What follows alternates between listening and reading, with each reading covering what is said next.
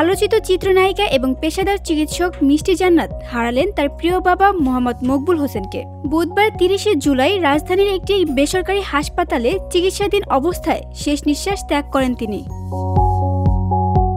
মিষ্টি জান্নাত নিজেই ভোর ৪টা ৬ মিনিটে ফেসবুক পোস্টের মাধ্যমে এই দুঃসংবাদ জানান। জানা গেছে, দীর্ঘদিন ধরে বার্ধক্যজনিত নানা রোগে ভুগছিলেন মিষ্টি জান্নাতের বাবা।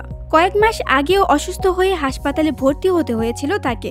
চিকিৎসা শেষে কিছুটা সুস্থ হয়ে বাড়ি ফিরলেও গতকাল হঠাৎ করে শারীরিক অবস্থার অবনতি হলে আবারও হাসপাতালে ভর্তি করা হয় তাকে। কিন্তু আজ ভোরে শেষ নিঃশ্বাস ত্যাগ করেন তিনি।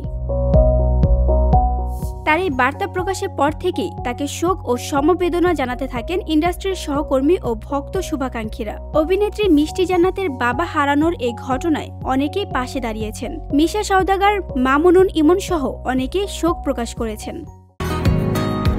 বসুন্ধরা, উত্তরা, বনশ্রী, কুড়িল ও বাড্ডা সহ রাজধানীর বিভিন্ন স্থানে অভিজাত ও অত্যাধুনিক মানের ফ্ল্যাট কেনার এক নির্ভরযোগ্য প্রতিষ্ঠান প্লেজেন্ট প্রপার্টিজ লিমিটেড। তাই আপনার স্বপ্নের আবাসনের জন্য আজই যোগাযোগ করুন।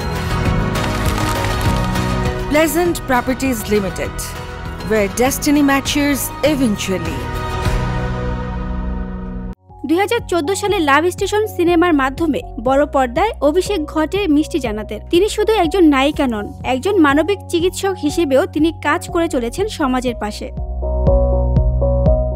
VOD Bangla news desk.